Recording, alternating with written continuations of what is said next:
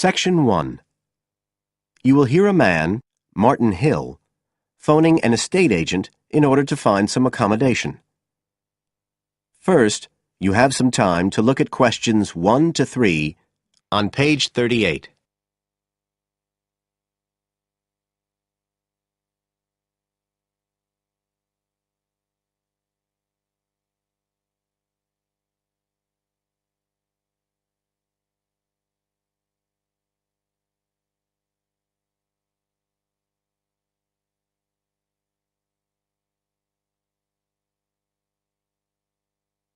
You will see that there is an example which has been done for you. On this occasion only, the conversation relating to this will be played first.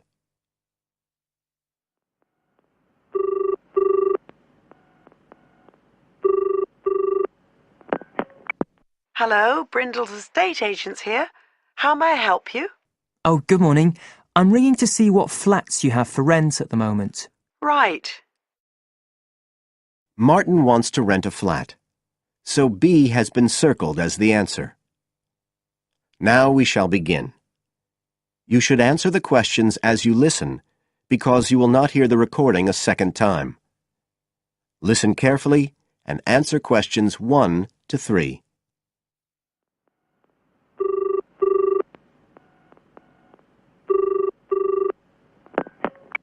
Hello, Brindle's estate agents here. How may I help you? Oh, good morning. I'm ringing to see what flats you have for rent at the moment. Right. Can I start by just taking your name, Mr. Hill. Martin Hill. Right. And are you looking for a flat for yourself or, a family, perhaps? Well, it's for 3 of us, myself and 2 friends. We're going to share together. I see. What about employment? Are you all students? Oh, no, we've all got full-time jobs. 2 of us work in the central bank, that's Chris and me, and Phil, that's the other one, is working for Hallam Cars, at the factory about 2 miles out of town. I'll put you down as young professionals then. And I suppose you'll be looking for somewhere with 3 bedrooms? Yeah, at least 3. But actually, we'd rather have a 4th room as well, if we can afford it, for friends staying over and stuff. Is that with a living room to share, plus kitchen and bathroom? Yeah, that sounds good. But we must have a bathroom with a shower. We don't mind about having a bath, but the shower's crucial. OK, I'll just key that in. And are you interested in any particular area? Well, the city centre would be good for me and Chris, so that's our first preference. But we'd consider anything in the west suburbs as well, really. Actually, for Phil, that'd be better, but he knows he's outnumbered. But we aren't interested in the north or the east of the city. OK, I'm just getting up all the flats on our books. Now you have some time to look at questions 4 to 10 on page 39.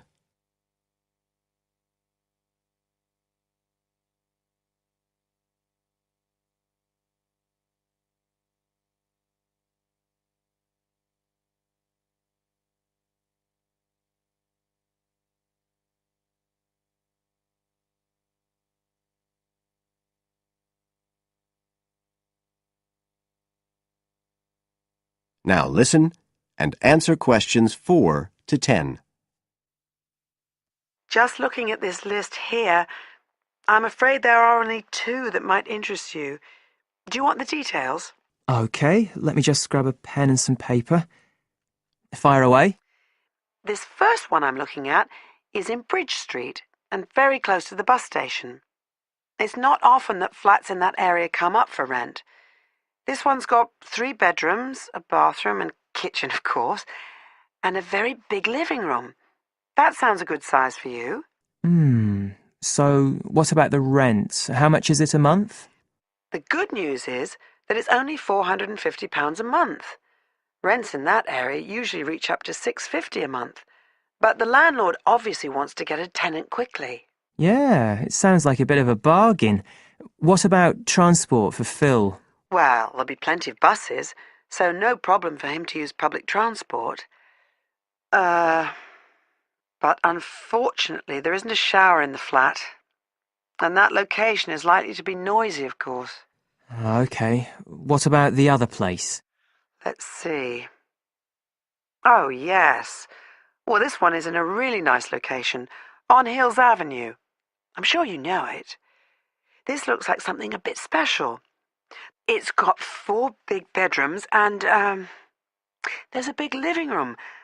And, oh, this'll be good for you, a dining room. It sounds enormous, doesn't it? Yeah, it sounds great. That whole area is being developed, and the flat's very modern, which I'm sure you'll like. It's got good facilities, including your shower. And of course it's going to be quiet, especially compared with the other place. Better and better. But I'll bet it's expensive, especially if it's in that trendy area beside the park. I'm afraid so. They're asking £800 a month for it. Whoa, it sounds a lot more than we can afford. Well, maybe you could get somebody else to move in too.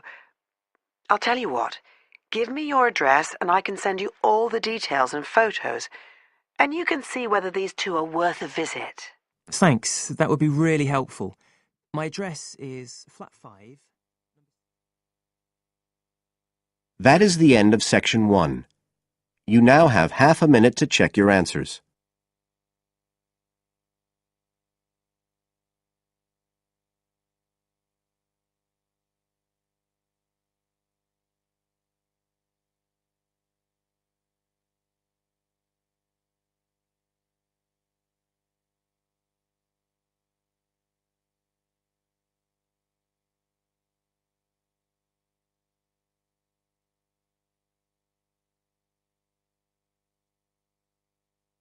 Now turn to section 2 on page 40.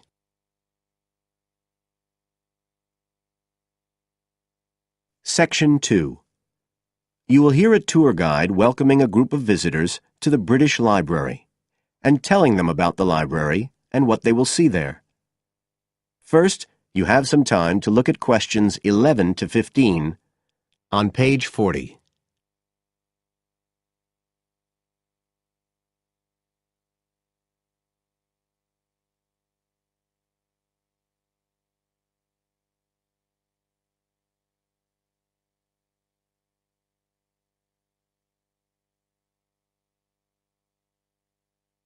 Now listen carefully and answer questions 11 to 15. Good afternoon, ladies and gentlemen, and welcome to your very own tour of the British Library on this lovely afternoon.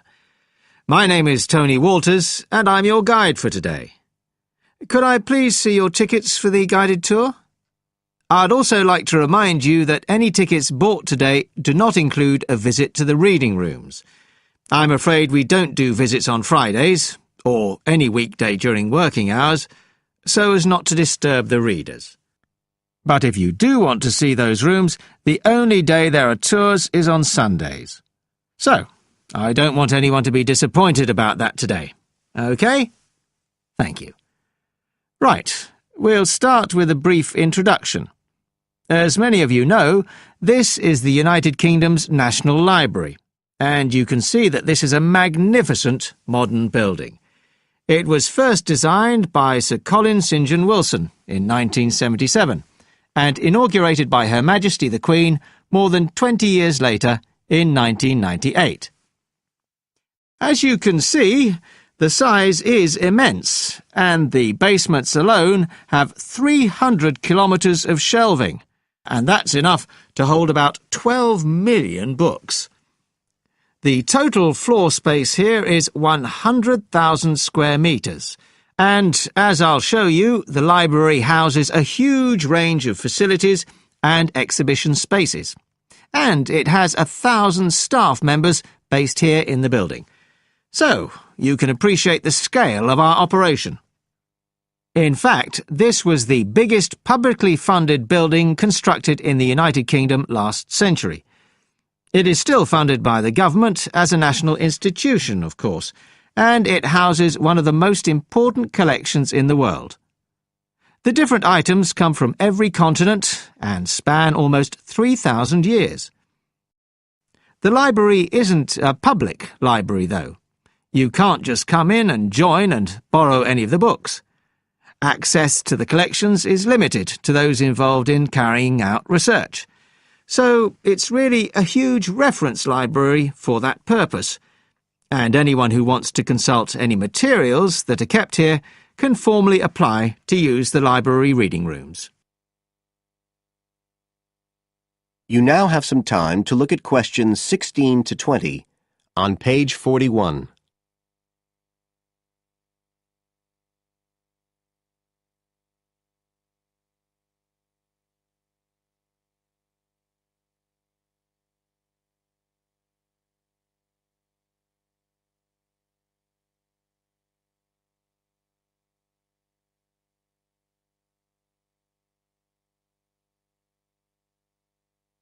Now listen and answer questions 16 to 20. Right, well, here we are, standing at the meeting point on the lower ground floor, just to the right of the main entrance. I've given you all a plan of the building so that we can orientate ourselves and get an idea of where we'll be going. Now, outside the main entrance, you'll see the wide piazza with the stunning sculpture of Newton. The sculptor was Paolozzi, but it's based on the famous image by William Blake, and it's definitely worth a closer look. On the other side of the piazza from the statue is the conference centre, which is used for all kinds of international conventions. We'll take a quick look inside at the end of our tour. Looking ahead of us now, you'll see that we're standing opposite the staircase down to the basement, where you'll find the cloakroom, and to the left of that, we have the information desk, where you can find out about any current exhibitions, the times of the tours, and anything you need to know, if you don't have a tour guide. As you can see, on this lower ground floor, we also have a bookshop. That's the area over to the left of the main entrance. You'll be free to browse there when we get back to the ground floor. Now, opposite the main entrance on this floor, we have the open stairs leading up to the upper ground floor. And at the top of them, in the middle of the upper ground floor, you can see a kind of glass-sided tower that rises all the way up through the ceiling and up to the first floor. This is called the King's Library. It's really the heart of the building. It was built to house the collection that was presented to the nation in 1823 by the King. You can see it from every floor above ground. When we go up there, you'll find the library's treasures gallery on the left. Can you find it on your plan? That's the exciting one. So we'll be visiting that first, but we'll also take a look at the stamp display situated behind it on the way to the cafe. A lot of people miss that. The cafeteria runs along the back of the floor, and in the right-hand corner, you'll find the lifts and toilets. Always good to locate them. The other main area on that floor is the public access catalogue section, and I'll show you how that operates when we get up there. That is the end of section 2. You now have half a minute to check your answers.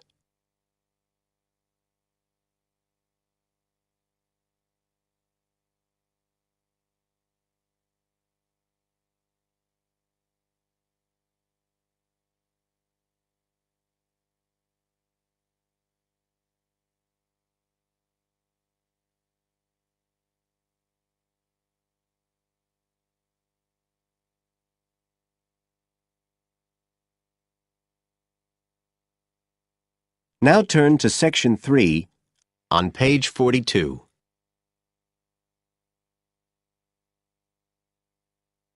Section 3. You will hear a conversation between a student, Dave, and his tutor about a project that Dave has done about work placements. First, you have some time to look at questions 21 to 25 on page 42.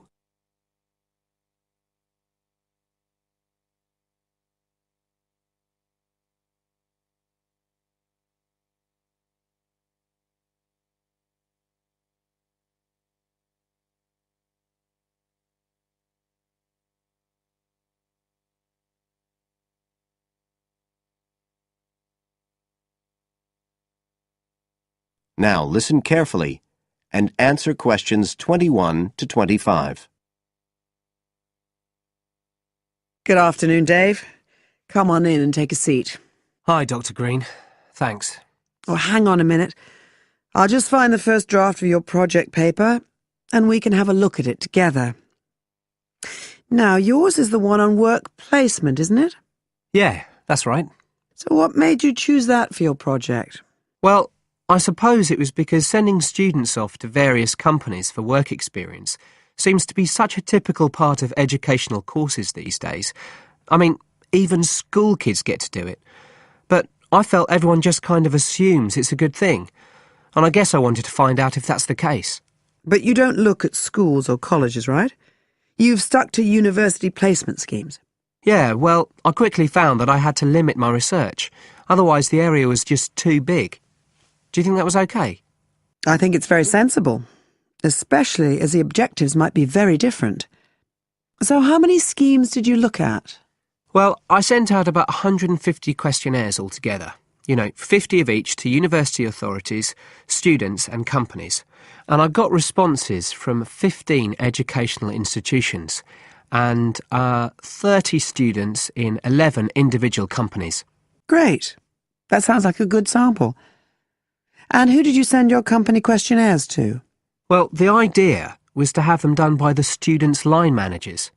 But sometimes they were filled in by the human resources manager or even the owner of the company. Right. I didn't find a full list anywhere, so I think it's very important to provide that, really. You can put it as an appendix at the back. Right. I've got a record of all the respondents, so that'll be easy. I hope other things were okay. I mean, I've already put such a lot of work into this project, identifying the companies and so on. Oh, I can tell. I think you've done a good job overall. You now have some time to look at questions 26 to 30 on page 43.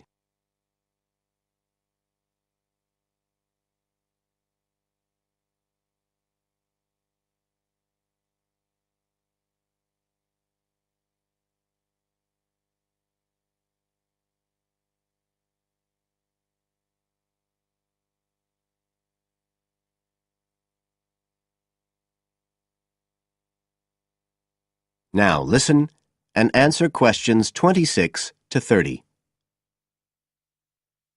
I thought your questionnaires were excellent, and you'd obviously done lots of background reading. But there were a few problems with the introduction. First of all, I think you need to make some slight changes to the organisation of your information there. At present, it's a bit confused. OK. What did you have in mind? Well, you write quite a bit about work placement in general, but you never explain what you mean by the term. So you think I should give a definition? Exactly. And the introduction is the place to do it. And then, look, you start talking about what's been written on the topic, but it's all a bit mixed up with your own project. So do you think it would be better to have two sections there, like a survey of the literature as the introduction, and then a separate section on the aims of my research? I do. You can include your methods for collecting data in the second section too. It would be much clearer for your reader. Establish the background first, then how your work relates to it. It would flow quite nicely then. Yes, I see what you mean. Anyway, moving on. I like the way you've grouped your findings into 3 main topic areas. Well, it became very obvious from the questionnaires that the preparation stage was really important for the whole scheme to work. So I had to look at that first. And I found a huge variation between the different institutions, as you saw. I was wondering if you could give a summary at the end of this stage of what you consider to be the best practice you found. I think that would be very helpful. Right, I'll just make a note of that.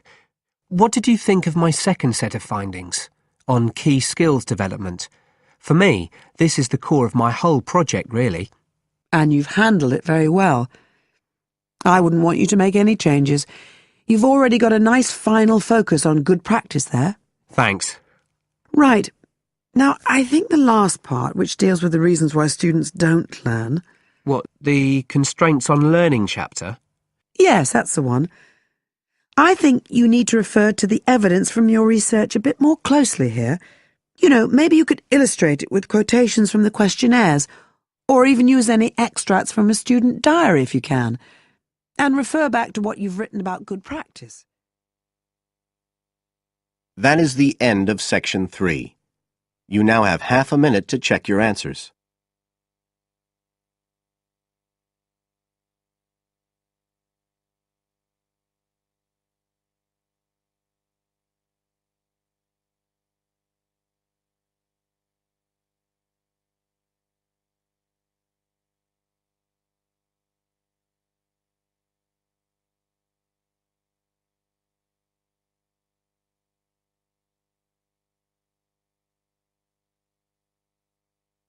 Now turn to Section 4 on page 44.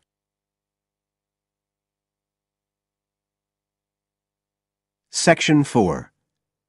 You will hear a part of a lecture about learning and bilingualism.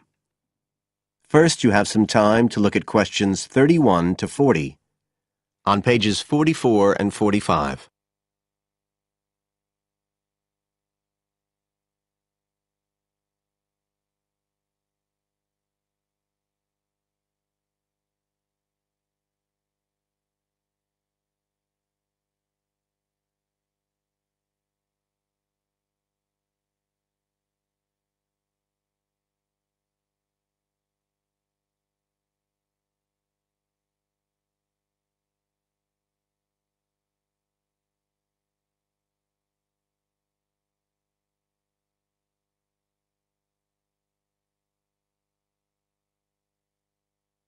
Now listen carefully and answer questions 31 to 40.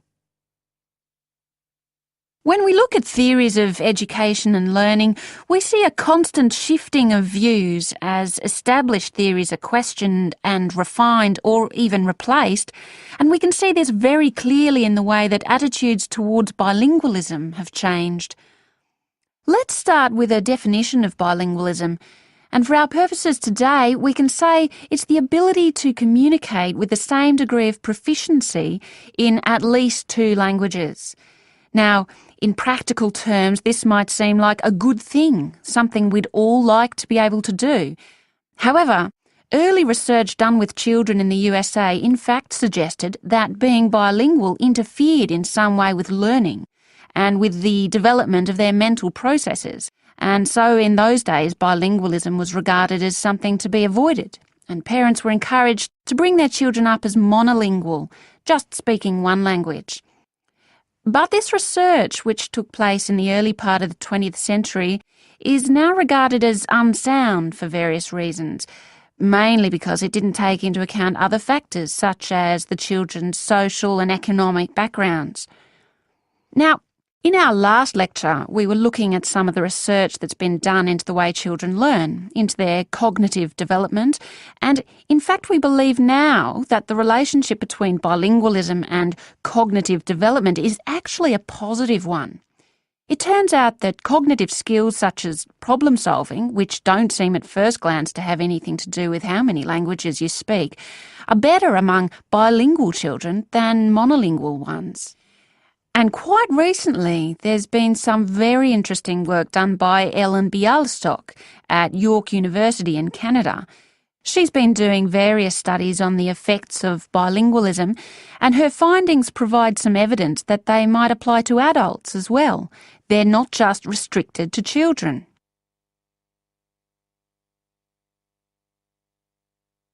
So how do you go about investigating something like this?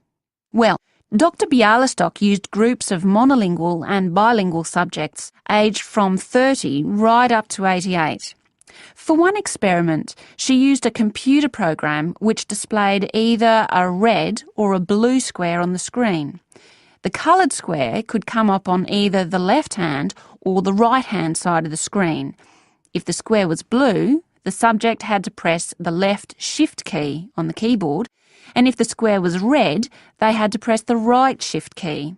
So they didn't have to react at all to the actual position of the square on the screen, just to the colour they saw. and she measured the subjects' reaction times by recording how long it took them to press the shift key and how often they got it right. What she was particularly interested in was whether it took the subject longer to react when a square lit up on one side of the screen, say the left, and the subject had to press the shift key on the right-hand side. She'd expected that it would take more processing time than if a square lit up on the left and the candidates had to press a left key. This was because of a phenomenon known as the Simon effect, where basically the brain gets a bit confused because of conflicting demands being made on it.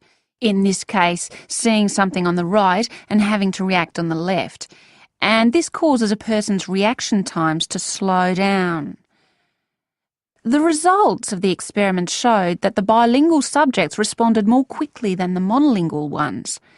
That was true both when the squares were on the correct side of the screen, so to speak, and even more so when they were not.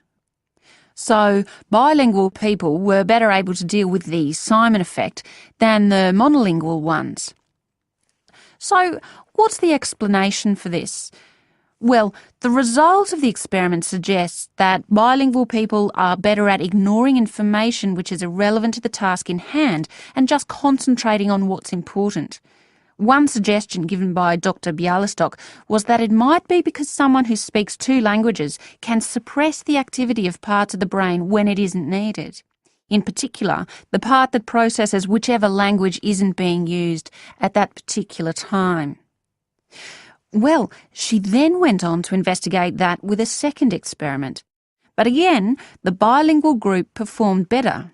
And what was particularly interesting, and this is, I think, why the experiments have received so much publicity, is that in all cases, the performance gap between monolinguals and bilinguals actually increased with age, which suggests that bilingualism protects the mind against decline. So, in some way, the lifelong experience of managing two languages may prevent some of the negative effects of ageing. So that's a very different story from the early research. So what are the implications of this for education? That is the end of Section 4. You now have half a minute to check your answers.